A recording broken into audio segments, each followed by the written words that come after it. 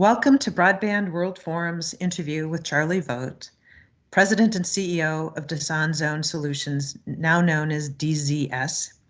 And it's really my great pleasure to have you here, Charlie.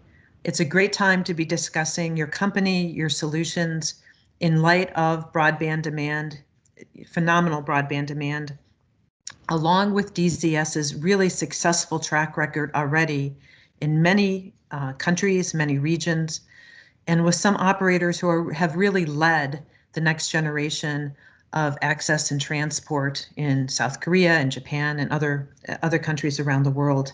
And in addition, I want to congratulate you on a phenomenally good third quarter financial performance, which is always nice, especially your first quarter as CEO. And a moment of background to share with those who are watching. This is not Charlie's first CEO position. You've had more than 2 decades, I understand, working as a CEO for companies in communication sector, including which was specializing in optical access networking and media distribution, Imagine Communications, GenBand, which is now known as Ribbon, which was really a global leader in IP networking and software solutions, and all the way back to soft switch technology. So really a great background for taking over the reins at DZS. So welcome. And I know that I'd like to maybe give you a minute to talk about the real life under COVID, and as I'm working from home, and I know that you've spent time at home too. Yeah, no, I mean, you remember moments in time, and oftentimes the dates associated with it. And March 9th is one of those dates that all of us will remember for a long time. It was the day that we ended up sending employees home, and for most of our employees, customers, partners, I would estimate there's 60+% of employees who are working remote from home, and then you couple that with the number of students of all ages that are learning from home, and it's something that we've never had to deal with. And as I tell my friends and family and colleagues, board members, shareholders, access has been one of these spaces where you just do your job. You're innovating, you're building broadband access technology, but you're providing smart plumbing for service providers to deliver high-speed internet access to homes and enterprises. And today it's fun to be in access. There's just so much going on. The proliferation of new applications that are taxing the network, and then certainly when you think about the difference between downloads and uploads, the upstream capacity strains that COVID has placed on the network with so many people working from home. And it's not just about sending files around, it's about doing what we're doing right now. It's high-speed video calls that are requiring significant capacity. And it certainly created a lot of challenges for our customers, and it certainly has created a lot of challenges for component manufacturers and equipment suppliers alike. So it's been an interesting year, that's for sure. I don't think we'll forget 2020. No, we won't. What I'd really like you to do, if you can take a few minutes and describe some of your wins and what the service providers were seeking and how you were able to provide them with the solutions that they really needed. That it would be great. Well, I mean, fundamentally, DZS has been focused really for the last couple of decades in the fiber to the prem, both for copper-based as well as, looking back over the last several years, more focused on fiber access to the home and enterprise. And, if you look at, our product lifecycle that we've been in over the last, let's call it 2 or 3 years, it's really been about upgrading that sub 1 gig infrastructure to 2.5 to 10 gig, and nobody really saw COVID coming, and all that did was really accelerate the capacity requirements. And so a lot of our wins have come on the backs of our anchor customers. I think it's a unique, in my profession, opportunity to really try to accelerate a company from Asia to Western Europe and North America. I've always built companies from North America and gone east, and so we have this exciting opportunity to latch on top of success that we've had all across Asia, competing against companies like Huawei and ZT and FiberHome and others, which has really hardened the company. It's really challenged the company to innovate and think differently, as well as commercialize things in a different way. So a lot of our wins in 2020 has come from, just the acceleration of putting more broadband access into the network to address the capacity constraints. We had the big Rakuten win, which was publicized a while ago, and that's an exciting opportunity for the company because it's a new technology pillar for us. It's the first time that we've really had the opportunity to expand our product portfolio into the mobile transport space, which we think could be significant for the company. And when you look at Rakuten, it's an exciting customer because they're innovating in a way that traditional mobile operators have not had the ability to do, and they're doing it in an open standards and an open radio access network architecture structure, which is giving companies like us who are building best-in-breed technologies the opportunity to participate. And I think that it's accelerating and it's resonating with the traditional mobile operators as well as next generation mobile operators like companies like Dish and Geo and others who are looking to both build out and augment their existing fixed wireline businesses. And then, I tell you the third sort of pillar is really around enterprise and what's happening on the enterprise side. And, we've got this unique opportunity with our Fiberland portfolio to transform the traditional copper and coax infrastructure in every enterprise sector you can think of, from traditional MDUs to hospitality to sports venues to municipalities. And so we see that as a very exciting opportunity to leverage a lot of the technology that the service providers are taking advantage of. But the way we have bundled and packaged that solution for the enterprise creates a pretty significant opportunity. And we've had a lot of wins in that area this year. Mm-hmm. Yeah. I certainly have covered passive optical LAN, and I know that some people go, oh, not again, but we've really seen significant uptake as capacity is needed in enterprises, and the PON solution can really do more than just FTTH, which gets me to want to spend a minute with you on a bit of a more detailed discussion, which is the intersection of 5G and fiber. That this has been a good year for me in the access space. Nobody's asking me this year, why am I still in access? But I've always said, you can't run wireless without wireline. But I really see an intersection coming. But let's hear it from you, the CEO, not from me. Yeah, well, clearly there's two aspects of it. One is certainly the backhaul opportunity and the backhaul requirements that you have with the mobile network, and especially with the evolution of 5G and dependency on the core fiber backbone. And so there's certainly a intertwined dependency on the fiber access backbone that you've got the cable operators that are playing a big role, and you certainly have the traditional telcos that are playing a meaningful role. And so the intersection to support the rollout of 5G as it relates to the fiber backbone is certainly exciting. And then I think you have, from my standpoint, really going back to almost the evolution of when the CLECs were born, and you had this for the first time, you go back 20 years ago and you look at the competitive environment back then, which well, 5G actually provides an interesting competitive threat that I think is, you look at all the things that we've been talking about that's driving new capacity requirements, you layer on COVID, and then you layer on 5G, which is now a new dynamic competitive threat for the first time to cable operators, to traditional telcos. And so, I think you've got this interesting dynamic as it relates to the need for complementary support for the rollout of mobile networks and 5G networks, and then you have the competitive threats that go along with it. And I think I really do. I hope that we're going to see for the first time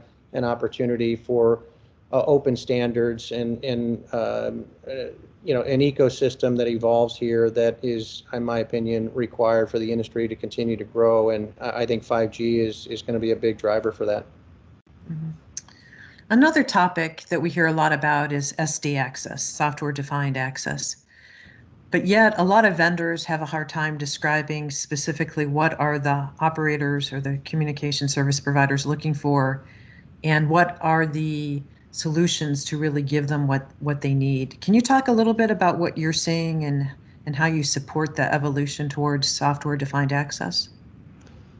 Yeah, I mean, I appreciate the question because, software-defined orchestration or software-defined networking is going to be essential in our opinion as it relates to the disaggregation of the way the networks are going to be designed and built. And, for DZS, I think that in the we're responding to a need for operators to disaggregate some part or all of their network functions and to be able to communicate, operate, and manage the various network elements from a virtualized network architecture. And to be able to successfully do that, you've got to be able to design a very low latency software-defined network, and that's where most of our priorities are being placed right now. I think that aligns really well with what operators are certainly expecting. There's other elements that other operators are looking at as it relates to just things around AI and the ability to take advantage of a lot of the data analytics that are now available. Going back to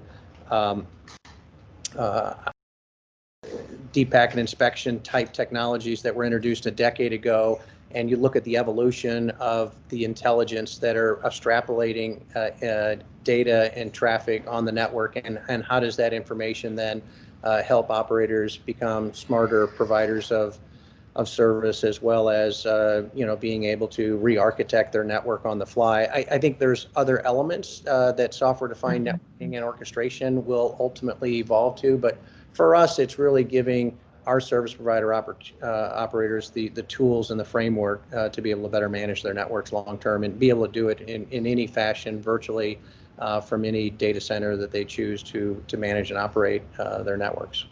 Mm-hmm. What requirements or what service providers are asking for with SD access? Do they have a pretty good idea when they send out an RFP or an RFI, or do you really have to help them at a much earlier stage to find what their problem is to be able to figure out what the solution is? Yeah, I think it depends on the operator. Certainly the larger scale tier one operators that have significant um, resources and technology leaders in the company that have been studying SDN for a decade, I think know exactly what they're looking for. Mm-hmm. I think when you get into the smaller operators and the new operators, the utility companies, the municipalities, there's a whole new layer of service Mm-hmm. providers that, as you know, are delivering services today that need a lot of help. And there's a lot of buzzwords out there that oftentimes can distract and confuse the simple deployments. And I think SDN is one of those. I mean, software-defined networking is something that we've been talking about for a decade. I mean, cloud virtualization is something that we've been talking about for more than a decade. I mean, when I was at GenBand back in 2005, we were talking about, virtualizing, some part of all the network. And here we are 15 years later, and I don't see a lot of it. And so I certainly think that the virtualized data center has significant value, and I absolutely think that is a requirement. And I think more importantly, the ability, for equipment suppliers to align with service providers to be able to disaggregate, the various network elements is a long-term requirement. It is something that I think most all of us are signing up to and committing to. But is it something that is impacting today's deployments? No, I don't think so. Great, thanks. Given that you've won and multiple times deals in Asia Pacific, in really some tough competitive markets like South Korea, Japan, How are you building on those opportunities, those wins, um, in in Asia Pacific and in other regions? And really, how do you look at the opportunities that you're facing? Because I happen to think there's a lot of opportunities. So, yeah, how do you sort of segment them, think about them? Yeah, I mean, the company has had, as you point out, the company has had significant success across Korea, Japan, Vietnam, Malaysia, even in heated areas like India. And every one of those areas is an opportunity to learn. And I think that our approach to the various service providers has had its differences. If you look at Korea, for example, it has been a country that has really leaned in to partner with technology companies that are committed to Korea in every aspect, from the design phase to the technology development phase to even the manufacturing phase, and that has certainly given us an opportunity to differentiate ourselves.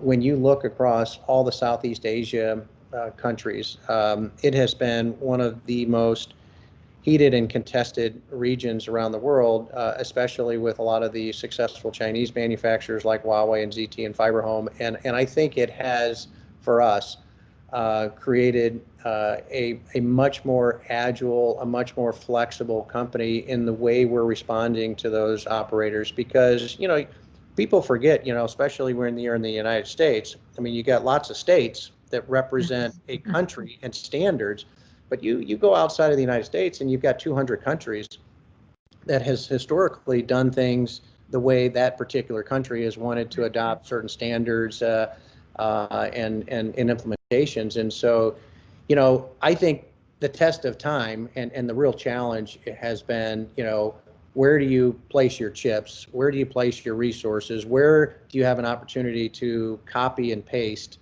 as much of the intuition and intellectual property that gets created over time to be able to leverage the success that you've had? And to your point, I think Asia has been a great opportunity for us to foster a stronger company around innovation, and being able to take that innovation and the technology that we have developed over the past decade, and bring it into Western Europe and Middle East and North America and Latin America is going to give us a significant advantage.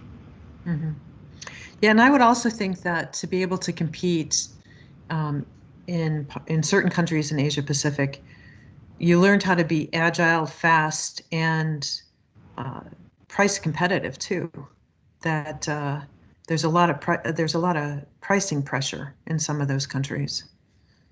There is, and the last thing that you want to be tethered to as a management team is commercial terms and conditions Mhm. and pricing, right? You're supposed to be differentiating and innovating, and Right. it's a topic that I think frustrates all of us, because there's so much R&D, there's so much innovation that goes into the development of these products, and then you get into these markets where um, you look at opportunities, Julie, two ways. When you're the incumbent, it's harder to remain the incumbent than it is when you're trying to wedge your way into a new account. When you're trying to wedge your way into a new account, people do things irrational.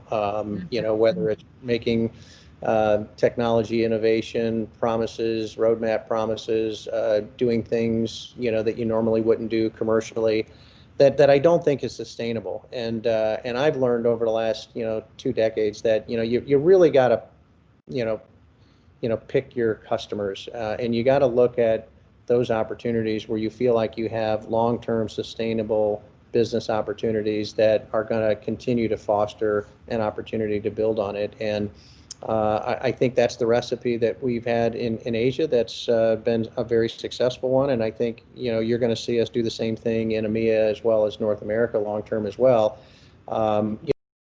Is a sensitive topic because our margins are much lower than many of our peers, because we've had to compete, Mm. across all of Asia. And I think that we've got to find a way to increase margins over time, especially as we introduce new ways in which we can introduce software into the network, more intellectual property into the network, more ways to differentiate the products.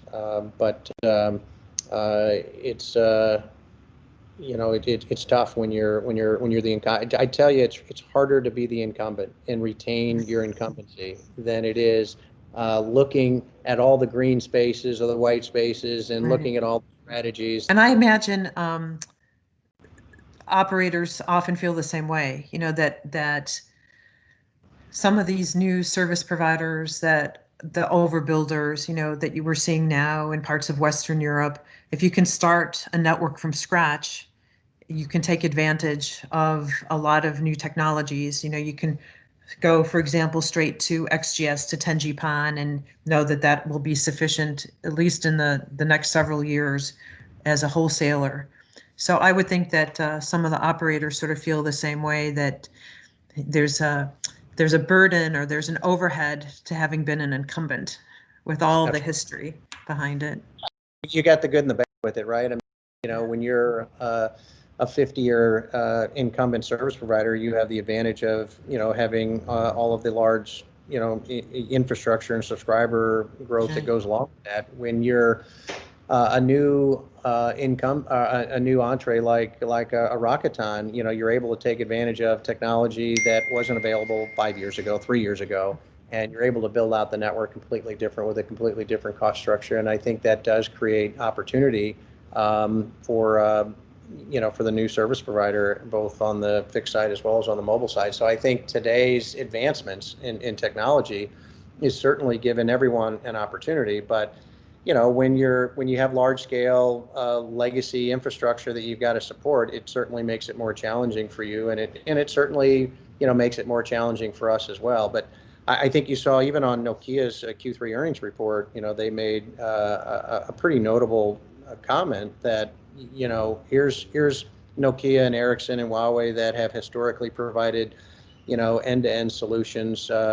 We would reference that more as a proprietary or end-to-end solution. And I think that everyone, including the Nokias of the world, are realizing that in order for them to grow their business, they're going to have to be open to freedom of choice and open standards, and the ability to provide best-in-class elements and not necessarily the complete end-to-end solution. Right.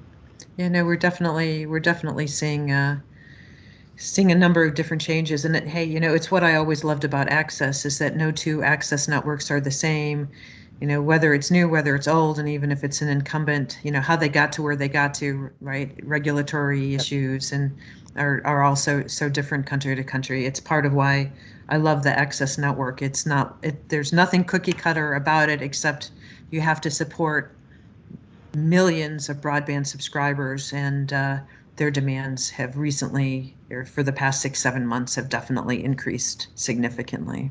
Well, and I think that's what makes it so challenging to be on the equipment supplier side, because to your point, you've got all these different service provider networks in different countries that are complying with different standards, different form factors, different feature functionality requirements, and it's hard to scale to that. And I think the advantage that DZS has, frankly, today is, we do have an infrastructure in 100 different countries. We do have, resources and a history of developing technology in countries.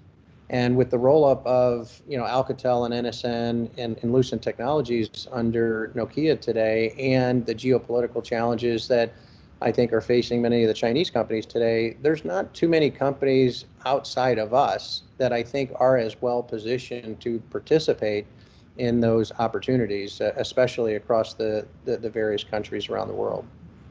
Great. Did you have a chance to listen to any of Broadband World Forum's virtual events? And I'm just curious if you did, if you had the time. I have not. I mean, with closing the quarter, Yeah. and being inundated, as I think you highlighted in your opening remarks, which I appreciated, we've really tried to approach not only Q3, but just our going forward communication with stockholders and customers and shareholders a bit different. We issued a mini annual report with our stockholder letter in Q3, and it's really a new form factor that I think we're going to adopt going forward. I think that's a better way for us to communicate to our existing stockholders, as well as prospective stockholders and frankly, customers and partners alike, right? And so I didn't get a chance. I heard a lot. Jeff has been bragging about the event. Our CTO, Andrew Bender, got a chance to interview or have a fireside chat with one of the senior technology leaders of Rocketon. I heard that was extremely well received, and I've heard nothing but good things. I've been challenged with this whole concept of virtualizing these trade shows and different forums and events, and it's frankly given, I think, the industry an opportunity to push back and really be able to distribute more content in a more focused fashion than you normally do. I mean, when you go to a trade show, you get a lot of drive-by kind of meetings, and this has really created an opportunity for guests to really wean in and lean in and participate in a different way than when you're trying to, run around a trade show floor and visit with so many different companies. You're able to really, I think, participate in a different way. So I think I haven't seen the content yet. I will. I heard it was fantastic, and so I appreciate everything you did to include us. Great. Anything else that you'd like to add before we finish our time here? Well, I think we should continue the dialogue, and I appreciate this initial interview, and I think I would tell you and those who are listening to this that the more you get to know DZS, I think the more you'll like us and appreciate what we're doing. I think that we're trying to take a very holistic view of not only the challenges that our customers are facing today, but finding unique and new ways to innovate alongside them. I think we're going to continue to be a customer first led company and culture, and this is a time probably more than ever that you really got to roll up your sleeves and listen to the problems and challenges that customers are facing, and how do you get ahead of those. And I think we've got a fantastic team. I think we're as well prepared as you can be, and we certainly welcome the challenge that we face going forward, and to the extent that we can participate in your venues going forward and continue with these dialogues 6-9 months from now to see how we're doing, we would appreciate that. Great. So thank you very much for your time, and looking forward to continuing our conversations in the future. Thank you so much. I appreciate it. Bye-bye. All right, take care.